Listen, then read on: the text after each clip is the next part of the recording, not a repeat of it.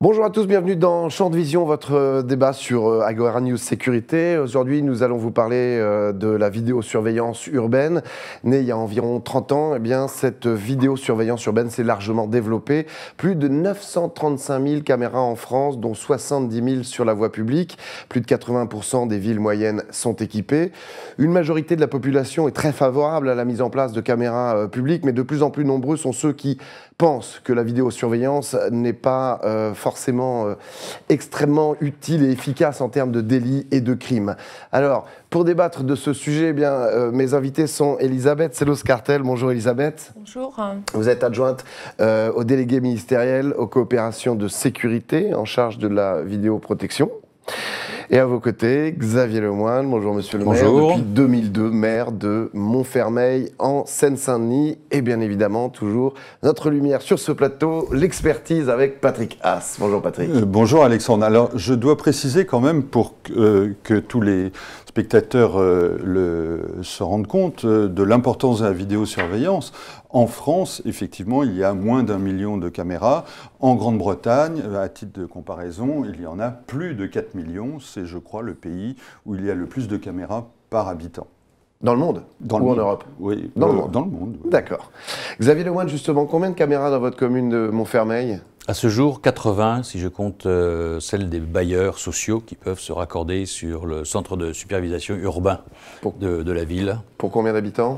27 000, ouais. Alors c'est le nombre d'habitants, et pour 550 hectares, puisqu'il y a aussi la dimension de l'étalement ou de la superficie qui est à surveiller.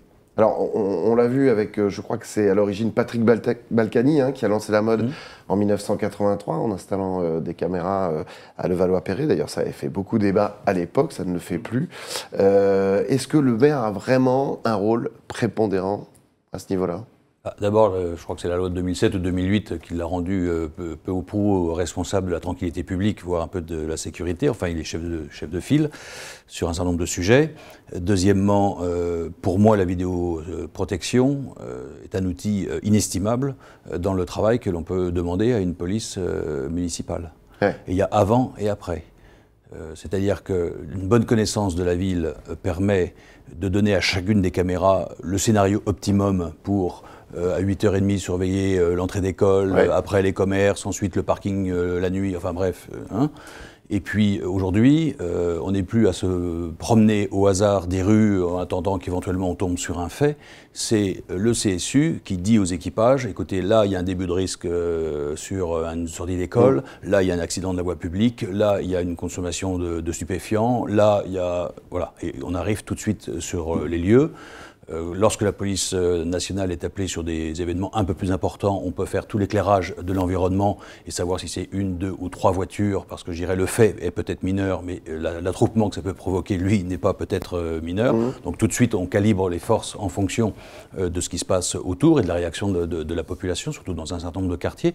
Et donc c'est une très grande sécurité pour les agents, et c'est une très grande sécurité pour, je dirais, l'exercice de leurs fonctions au regard de leur déontologie. Ils savent qu'ils sont filmés.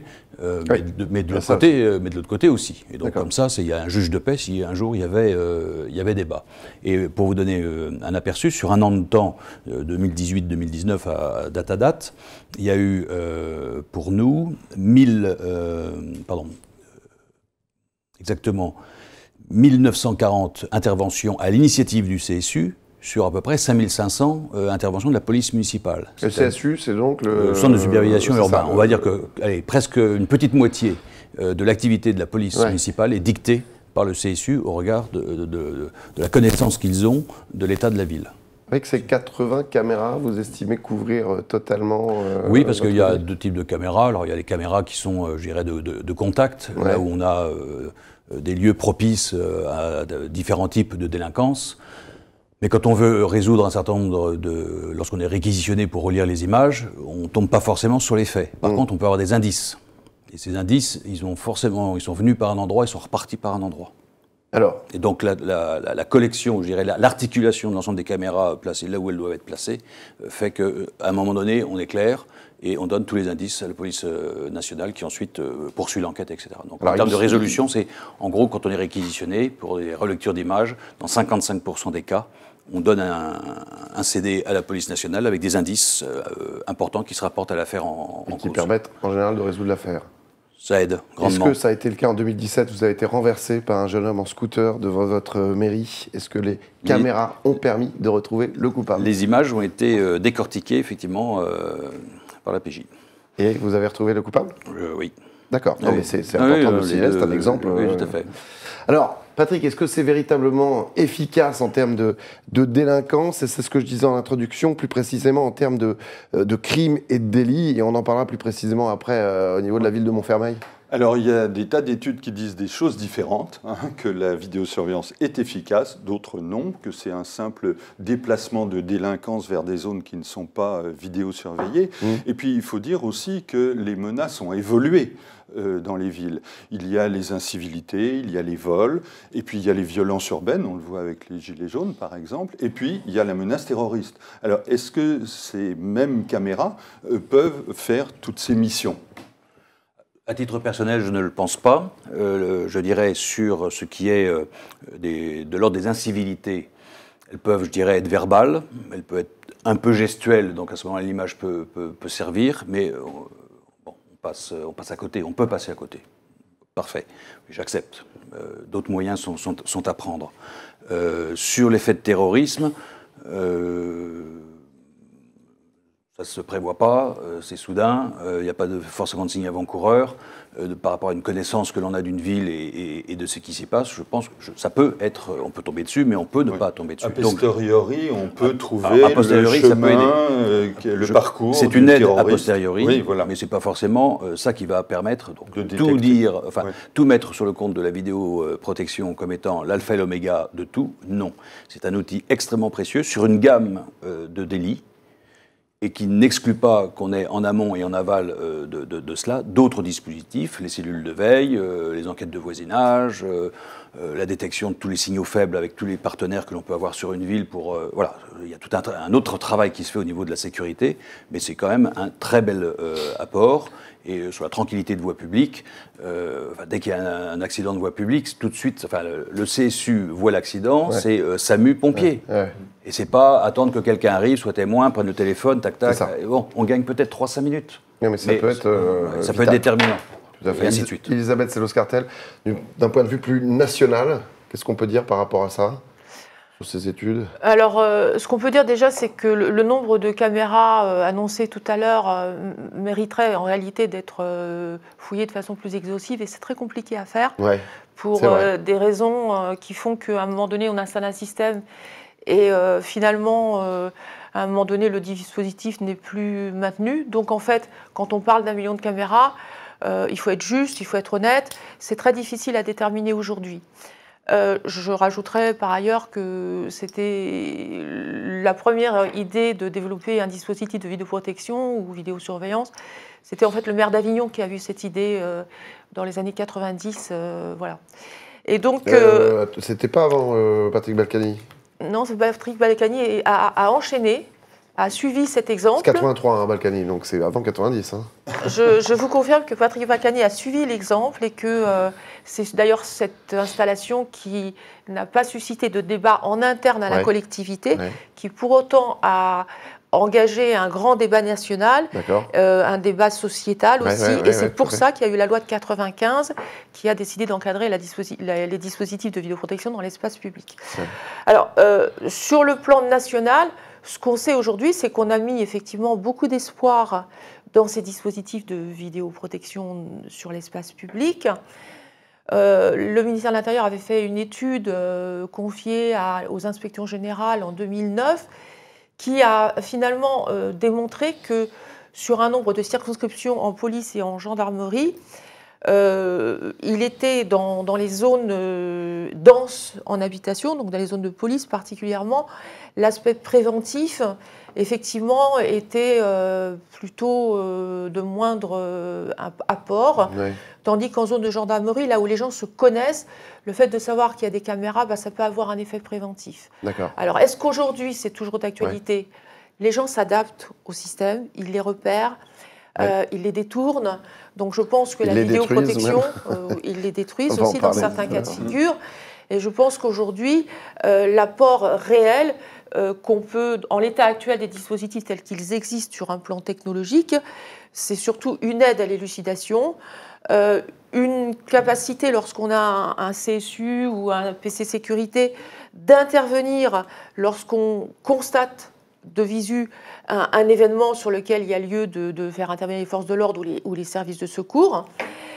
Est-ce que c'est un effet préventif ou dissuasif? Là, c'est très difficile à apprécier. À déterminer. Voilà. D'accord.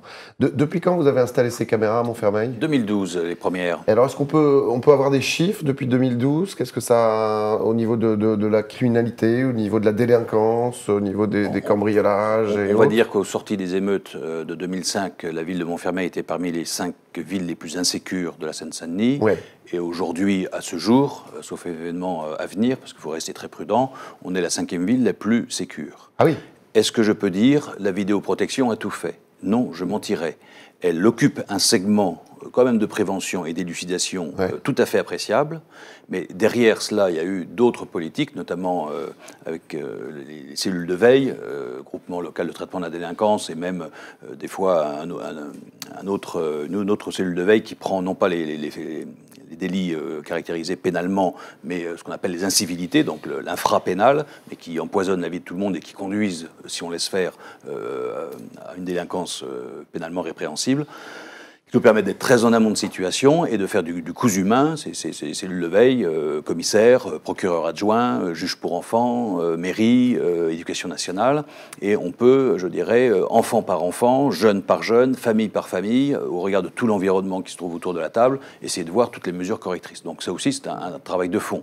À titre personnel, j'ai repris toutes les politiques éducatives de la ville, puisque on voyait que la délinquance rajeunissait d'âge en âge, puisqu'on a des vétérans qui commencent à 10 ans lors d'une carrière vraiment précoce. Donc il y a d'autres systèmes qui accompagnent la vidéoprotection. Mais c'est sûr que pour les équipages, que ce soit la police nationale ou la police municipale, la police nationale peut à tout moment reprendre la main sur nos caméras pour aller couvrir les zones qui méritent d'être couvertes.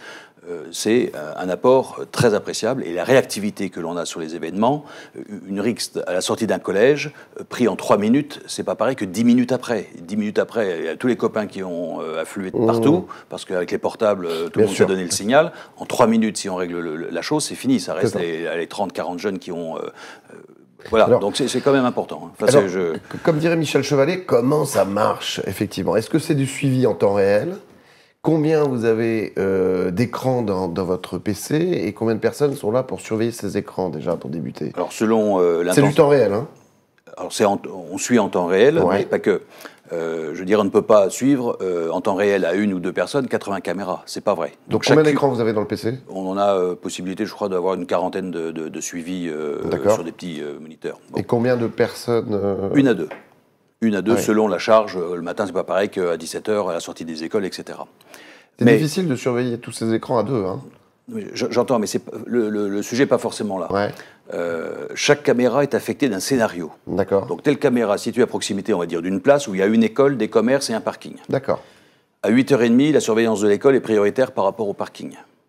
Pendant la durée d'ouverture des commerces, la surveillance des abords des commerces est quand même plus prioritaire. Et la nuit, si le parking a plein de voitures, c'est plutôt le parking qu'on va surveiller que l'école. Bien sûr.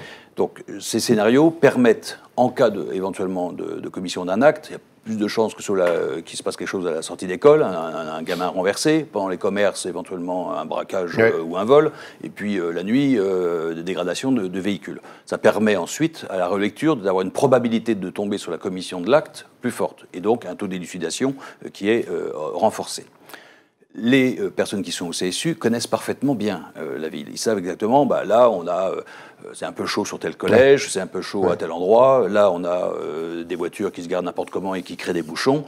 Donc, il y a une vigilance, une attention plus particulière. Ce qui permet, avec la vidéo-verbalisation, qui est un autre aspect de la vidéoprotection, eh bien, de pouvoir, en temps réel, traiter les situations et d'envoyer les équipages, d'envoyer les services techniques, d'envoyer les pompiers, la police nationale ou que sais-je.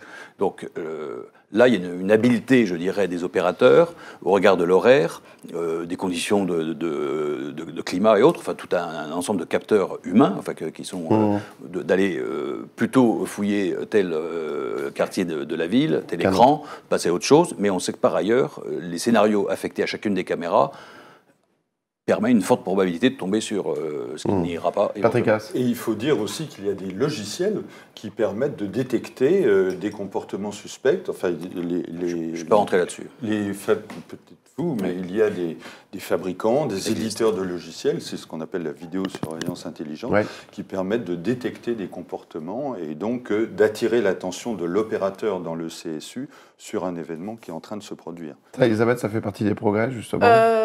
Alors, je vais compléter tout ce que je viens d'entendre par des éléments qui viennent du terrain et qui relèvent d'une observation nationale.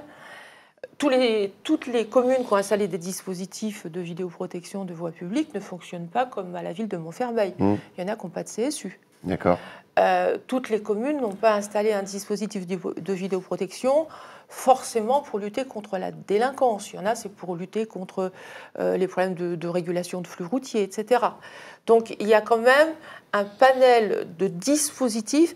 Ce que je veux dire, c'est qu'on ne peut pas classifier la vidéoprotection en tirant un exemple précis d'une commune. Il faut savoir qu'il y a de multiples systèmes qui fonctionnent de façon différente. Est-ce que les dispositifs d'alerte sont efficaces et fonctionnent? Alors, quand on a engagé au ministère de l'Intérieur un plan de développement de la vidéoprotection, comprenant tout à fait consciemment qu'il était difficile à un ou deux opérateurs de veiller plusieurs caméras et surtout d'être attentifs et mobilisés sur des images en permanence qui ne leur apportent pas forcément quelque chose. Je crois que c'est 10 caméras maximum par être humain. On avait dit 8 pendant un moment, par écran, donc etc. Et donc, et là encore, on constate sur le terrain des répartitions qui sont totalement différentes d'une ville à l'autre. Bien sûr. On avait encouragé ces technologies d'alerte comme les chutes rapides ou brutales sur le sol, qui permettaient d'alerter sur un événement qui pouvait nécessiter une intervention. Sur les niveaux sonores aussi, qui permettent de comprendre qu'il y a un bruit anormal, il y a peut-être des cris, un bruissement de pneus qui fait qu'on prend la fuite et de façon bizarre, qui mérite d'alerter l'opérateur sur cette scénographie. D'accord. On était donc très allant à encourager ces dispositifs. Il y en a. On nous les vante beaucoup dans tous les salons divers et variés qui existent en termes de sécurité. Maintenant, leur mise à l'épreuve réelle est plutôt relativement rare. On est, je pense encore pouvoir le dire, dans certains cas, à des phases d'expérimentation. Oui. Et ce qui manque beaucoup, surtout chez nous, c'est la possibilité d'expérimenter davantage ces dispositifs. Car on a un problème ici, c'est la gestion des données qui ne permettent pas d'éprouver à grande échelle sur des données effectives des dispositifs. Donc ça existe, certains disent que ça fonctionne bien, mais je suis plutôt réservé en l'état actuel de la technologie, qui n'est pas totalement arrivée à maturité. Voilà. On en a parlé d'ailleurs dans une émission avec une jeune société, une jeune start-up française qui développait ça pour la grande distribution. Et effectivement, il y a le problème de la data, de la donnée, et tout ça est en train de progresser. Et puis certains, les start-up comme ça, parlent de tester les comportements anormaux des personnes, qui traduiraient une intention malveillante en amont. Je crois qu'il faut quand même être prudent là-dessus, parce que quelqu'un qui transpire ou qui est rouge, il a peut-être tout simplement une grosse peine ou un malaise, et il n'est pas forcément en phase de commettre un crime ou un fait malveillant. Donc mais ça peut alerter l'opérateur. Ça peut dans certains cas. Alors il y a certains cas de figure où on peut alerter l'opérateur. Ce qui fonctionne aujourd'hui et qui ont été prouvés, c'est plutôt les alertes sonores, qui permettent donc, quand on connecte un capteur sonore à une caméra, de renvoyer l'image à l'opérateur qui voit que, non, il a fait une levée de doute, il s'aperçoit que c'est quelque chose d'anormal, mais que c'est pas du tout grave.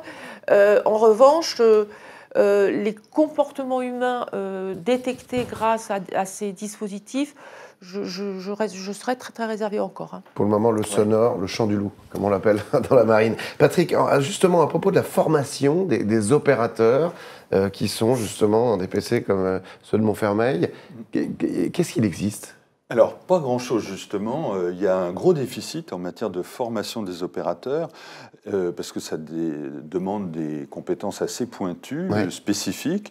Alors, par exemple, le syndicat professionnel patronal de la sécurité électronique a monté aussi une formation, mais il y a pas grand-chose. Il y a vraiment des cursus très spécialisés, mais pas en nombre suffisant, à mon sens. Elisabeth ? Alors en fait, il faut distinguer les opérateurs qui relèvent des collectivités, de la fonction publique ou au moins public territorial, des opérateurs privés. Là, Patrick évoquait un titre qui a été mis en œuvre par le GPMSE, mais qui concerne les opérateurs privés, dans le secteur privé, ceux qui ont un PC de sécurité dans un centre commercial, des choses comme ça.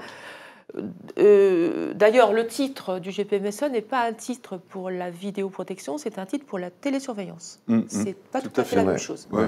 Je tiens à rappeler qu'il y a quand même une petite différence historique sur la télésurveillance et la vidéosurveillance. La télésurveillance, historiquement, c'est un système qui permet, dans une grande salle, de réagir sur des alarmes, notamment dans des sites privés, fermés, suite à des intrusions. Donc, c'est des capteurs d'alarme qui alertaient l'opérateur, le télésurveilleur. Les télésurveilleurs ont additionné ces capteurs d'alarme avec des images pour permettre une levée de doute plus efficace. Et cette évolution fait qu'aujourd'hui, ils réalisent des opérations de vidéosurveillance. Et la vidéosurveillance, c'est plus précisément observer des scènes de vie en continu dans un espace ouvert au public notamment, et c'est pas tout à fait la même chose. Et actuellement, il y a des exigences par un arrêté de 2017 qui oblige, lorsqu'on est opérateur de vidéosurveillance pour un site privé, par exemple un grand centre commercial, à avoir une formation spécifique. Ce que je constate, c'est qu'aujourd'hui, les opérateurs qui réalisent l'opération ont surtout une formation en télésurveillance. Alors, il y a un volet vidéosurveillance à l'intérieur. Il est vrai que les textes sont exigeants en termes d'horaire de formation, mais ce que je trouve regrettable, c'est que, pour moi, c'est une vraie mission, ces opérateurs. Et pour finir sur la voie publique, bien évidemment, ce sont des gens qui observent les gens, le citoyen qui va et qui vient. C'est pas anodin sur un plan juridique. D'ailleurs, il peut y avoir des problèmes conflictuels. Il peut y avoir un opérateur qui relève d'une commune et qui voit dans la rue quelqu'un de sa famille faire quelque chose, ça peut arriver. Donc en fait, il faut que les gens soient formés à tout ça. Et il est vrai que d'une commune à l'autre, pour reprendre les dispositifs de voie publique, on voit des formations souvent qui sont sérieuses, élaborées, et on voit d'autres collectivités qui placent des agents administratifs sans les avoir vraiment formés. Moi, il est arrivé que quelqu'un me demandait à quoi servait le joystick qui était sur son bureau. Donc honnêtement, quand on voit ça, ça interpelle. Voilà. D'accord. Xavier Lemoine, maire de Montfermeil, justement, pour revenir, votre commune, est-ce que les dégradations sont importantes sur ces caméras? On a tous vu des reportages où effectivement, mettez des caméras sur des mains qui étaient régulièrement caillassées ou autres. Comment ça se passe chez vous? Écoutez, depuis 2012, j'ai eu 2 détériorations de caméras, pas plus. D'accord, c'est tout. Pas plus. Parce qu'il y a un système particulier qui est mis en place? Il n'y a pas le système particulier, il y a un acquiescement de la population. D'accord. Plus dans l'éducation, là. Les quelques jeunes qui y sont risqués, ils ont été topés. D'accord. Qui se sont mis face à la caméra, là. Tout de suite on les a repérés. Le bon usage qu'on en fait. Enfin, la sécurité, c'est un tout.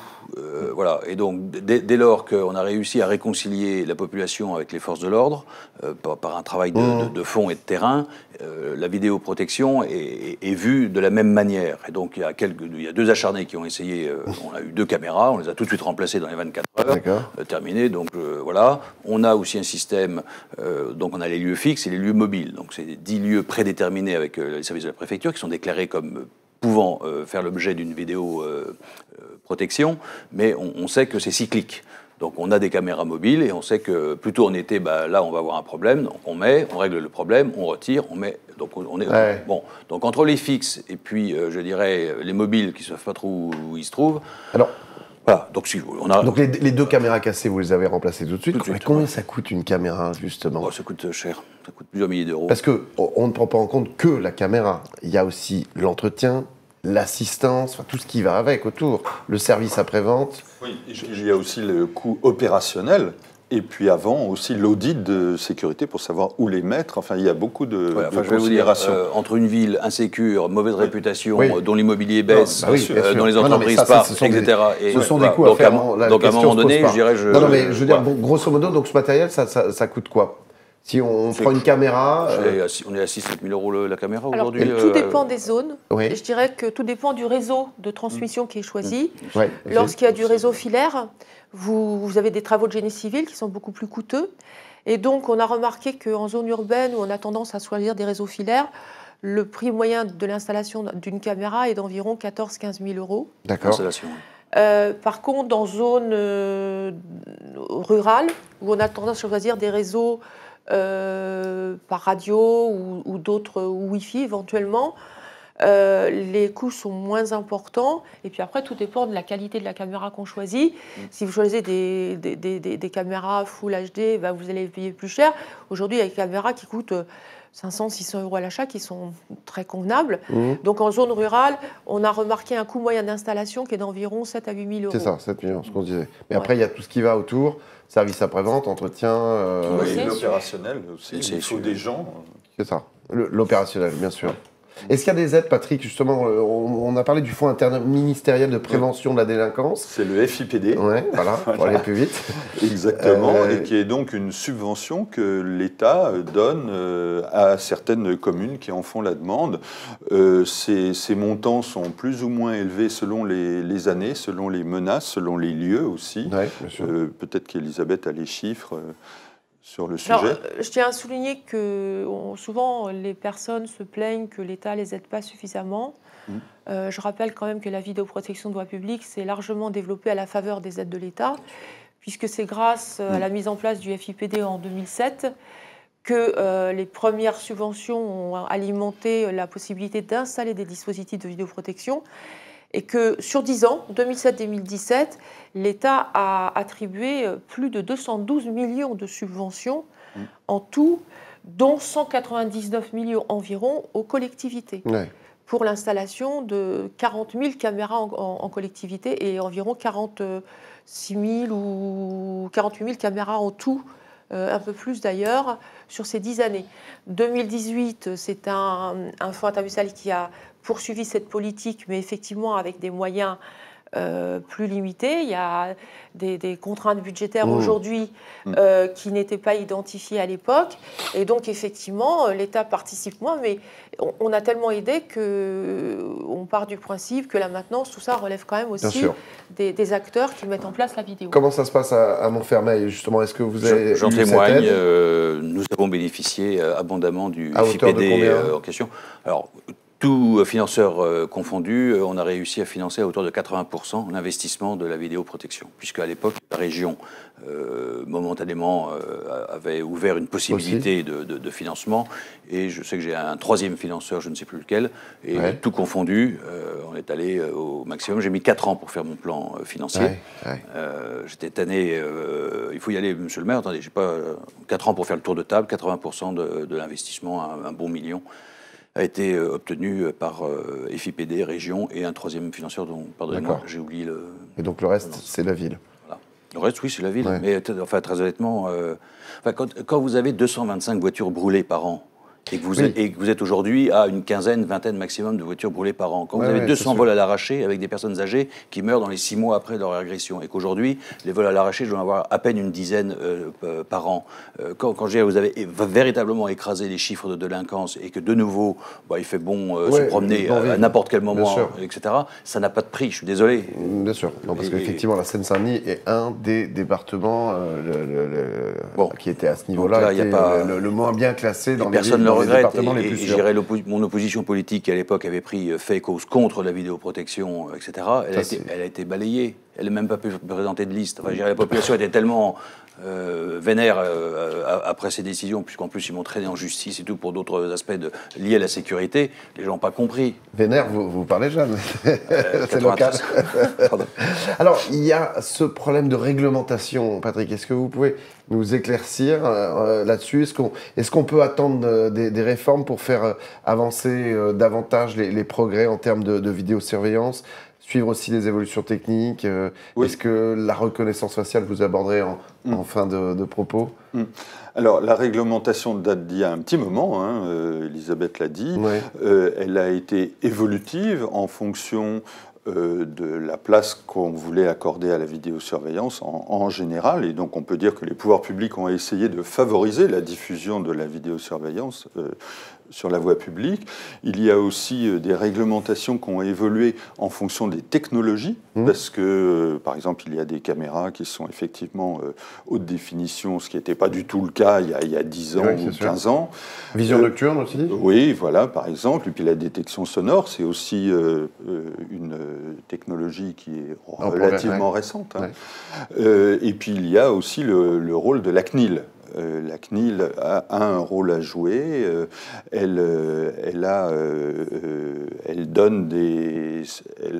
pour la protection des libertés individuelles. Exactement. Il y a des sanctions qui sont prononcées par la CNIL, notamment quand justement il y a des dérapages à ce niveau-là, de la protection de la vie personnelle.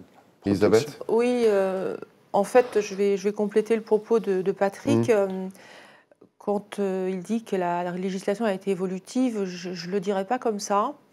En fait, la loi de 1995 a posé le cadre juridique d'une vidéoprotection ou vidéosurveillance dans l'espace public.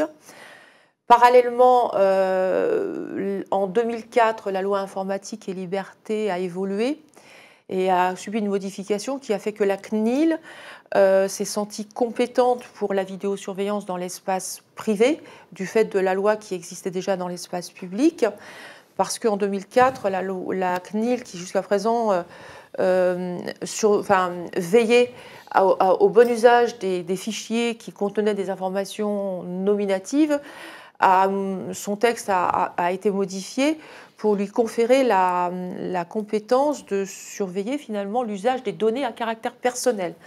La CNIL ayant considéré que l'image était une donnée à caractère personnel, elle s'est positionnée à ce moment-là sur la vidéosurveillance qui se développait dans l'espace privé.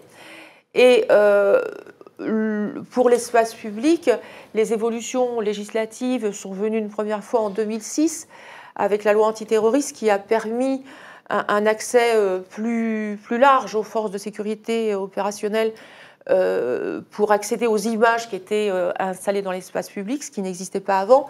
Il n'y avait accès que par réquisition. Alors à partir de 2006, on change un peu ce paradigme. Et en 2009, effectivement, il y a un petit décret, enfin une modification du règlement qui effectivement a apporté une notion qui n'existait pas du tout et dont vous parliez tout à l'heure, monsieur le maire, c'était le périmètre, la notion de périmètre, qui a permis finalement d'imaginer qu'au lieu de demander une autorisation dans l'espace public pour un endroit précis d'installation, on pouvait désormais demander une autorisation pour un espace au sein duquel on placerait des caméras. Ce qui fait que là, ça a un peu libéré les choses et on a aussi simplifié dans certains cas de figure certaines demandes d'autorisation pour les toutes petites demandes, notamment des commerçants par exemple, les petits commerçants de quartier qui mettent 2-3 caméras dans leur espace de vente. La demande d'autorisation est très simplifiée. Donc là, ça a apporté un petit quelque chose. Sur les nouvelles technologies, en revanche, aujourd'hui, la loi CNIL qui est compétente, qui a une compétence donc pour encadrer toutes les technologies à base d'algorithmes qui conduisent à une identification directe des personnes ou à une automatisation de la reconnaissance de celle-ci, eh bien, la loi a été modifiée le 1er juin 2019 pour intégrer finalement le règlement général de la protection des données et la directive police-justice qui concerne spécifiquement les dispositions, enfin tout ce qui intéresse les forces de l'ordre de par leurs prérogatives de force publique. Ouais. Alors, ce que les gens ignorent un peu, c'est que le règlement général de la protection des données a changé là aussi les modes, le rôle de régulateur de la CNIL, puisqu'aujourd'hui, il est possible de faire peut-être plus de choses, à condition, on responsabilise les acteurs des collectes d'informations, mais on leur demande de se poser toutes les questions, de veiller à la finalité, de veiller à leur légitimité, de veiller à l'éventuel consentement lorsqu'il est utile ou nécessaire suivant le cadre juridique dont vous relevez. Et donc, ce RGPD, finalement, ouvre la porte, dans certains cas de figure, à la possibilité de faire évoluer les nouvelles technologies, mais certaines d'entre elles nécessitent encore, finalement, des évolutions législatives ou réglementaires, notamment en ce qui concerne la reconnaissance faciale. D'accord. Pour ce qui est de la vidéo-verbalisation. Alors la vidéo-verbalisation, elle a été déjà, elle résulte finalement d'un texte qui figure déjà à l'article L251-2, puisque on y voit qu'on peut faire de la vidéoprotection aux fins de régulation du trafic routier ou du respect des règles de circulation. Et donc, en 2016 ou 2017, une loi a officialisé la vidéoverbalisation sur 12 infractions qui sont limitées à 12 infractions. Et donc, ces deux textes cumulés permettaient déjà de faire de la vidéoverbalisation. J'en ai fait les frais. Est-ce qu'on peut faire entrer dans le cadre de la vidéosurveillance les caméras piétons, Patrick ? Alors, c'est une réglementation, un dispositif à part. Il y a un récent arrêté qui permet à certains corps de métier ou certaines organisations d'avoir des caméras piétons. Alors, les premiers ont été les policiers, les gendarmes. J'ai vu que les pompiers maintenant. Oui, voilà, c'est ce que j'allais dire. Ouais. Il y a les policiers municipaux, et il y a aussi l'administration pénitentiaire. Exactement, qui a le droit d'avoir des caméras piétons. Est-ce qu'on peut l'avoir pour les agents de sécurité privée ? Ah, ça, c'est une réforme qui est à l'étude, où le ministère de l'Intérieur réfléchit à ça. Le rapport Toureau-Fauvergue des deux parlementaires qui a été publié il y a un an, en septembre 2018, le préconisait. Maintenant, la balle est dans le camp du ministère de l'Intérieur. Xavier Lemoine, vous en avez des caméras piétons chez vous ? Non. Pas du tout. Non, j'estime que la couverture de la ville... Suffisante. Oui, suffisante. D'accord. Pour l'instant. Très bien. Est-ce qu'il y a vraiment un échange entre le public et les sociétés de sécurité privée à ce niveau-là ? Un échange, c'est-à-dire Alors, communique. On peut dire que peut-être que tout repose en fait sur des règles juridiques. L'ensemble des textes conduisent un peu à exploiter son dispositif en silo, en fait, puisque chacun est responsable, chacun a une compétence pour agir sur le terrain qui est le sien. Et au regard des textes existants, chacun est responsable de l'usage des données qu'il collecte.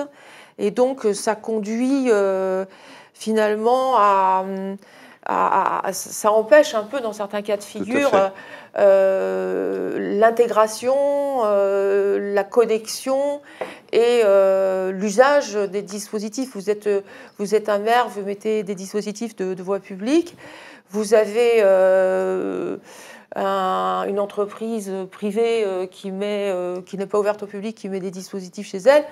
Vous n'allez pas regarder, vous n'allez pas avoir accès aux images qui sont à l'intérieur de l'établissement.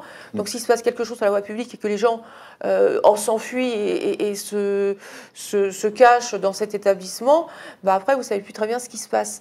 Et inversement. Donc, à part pour les bailleurs.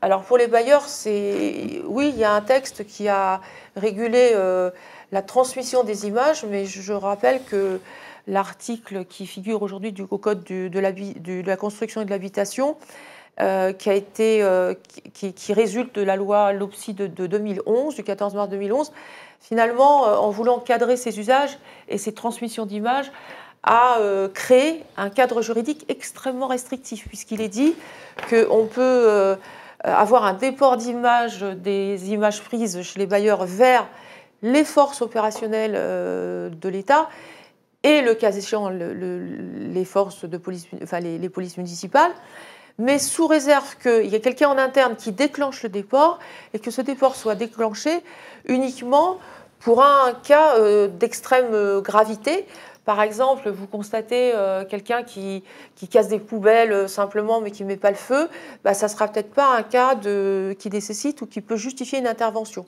Et en plus, ce déport, en l'état actuel de ce texte, doit être coupé dès que l'intervention, dès que les personnes appelées sont sur place. Donc en fait, c'est quand même assez restreint. Patrick ? Oui, alors concernant la collaboration donc, entre secteur privé et secteur public, il faut rappeler quand même la décision du Conseil constitutionnel qui a interdit que les sociétés privées de sécurité puissent avoir la responsabilité de la vidéosurveillance sur la voie publique. Oui. Il faut dire que cette réglementation, cette non-coopération en France a quand même tendance un peu à s'atténuer parce qu'il y a des collaborations, par exemple, je ne sais pas si la SNCF, on peut dire que c'est, ou la RATP, que c'est le secteur public, mais il y a quand même une collaboration entre la police, les forces de l'ordre, et puis l'opérateur de transport. Et puis, il faut dire que c'est une tendance qu'on retrouve un peu partout en Europe, où il y a des pays où il y a une vraie collaboration entre public et privé. Je pense par exemple à l'Espagne. Je précise que la censure du Conseil constitutionnel auquel fait référence Patrick, c'était pas pour les échanges d'images, ça n'a rien à voir. C'était pour le fait que des opérateurs de sécurité privée puissent servir d'opérateurs dans les CSU. Ça n'a rien à voir. Tout à fait. Les échanges avec la RATP, la SNCF, avec les forces de sécurité de l'État sont tout à fait possibles depuis la loi de 2006 que je citais tout à l'heure, puisqu'il est possible aux services opérationnels de police et de gendarmerie d'accéder aux images des sites qui relèvent d'une autorisation. Donc, la RATP et la SNCF sont des espaces ouverts au public dans leur grande majorité, enfin pour la plupart de leurs espaces, et donc il est possible de faire un déport d'images. Mais ce n'est pas possible au bénéfice des élus, par exemple, des collectivités territoriales. Mais la coopération se fait au niveau du commissariat.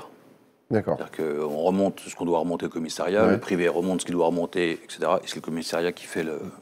Pour terminer, parlons du futur et du futur proche, avec peut-être la reconnaissance faciale qui devra être en place pour les JO de 2024. Alors la CNIL, on en parlait tout à l'heure, est très très vigilante là-dessus. Quelles sont les avancées à ce niveau-là? Est-ce qu'on va y arriver en 2024? Eh ben, c'était un des objectifs du ministère de l'Intérieur pour la réussite sur le plan de la sécurité des Jeux Olympiques de 2024. Il estime que c'est une technologie qui doit être mise en place. Donc mise en place, ça veut dire pas en 2024, mais probablement avant. En phase test. Voilà. Donc il faut savoir que c'est pratiquement interdit dans les faits, la reconnaissance faciale en France. Ce qui n'est pas du tout le cas dans d'autres pays européens.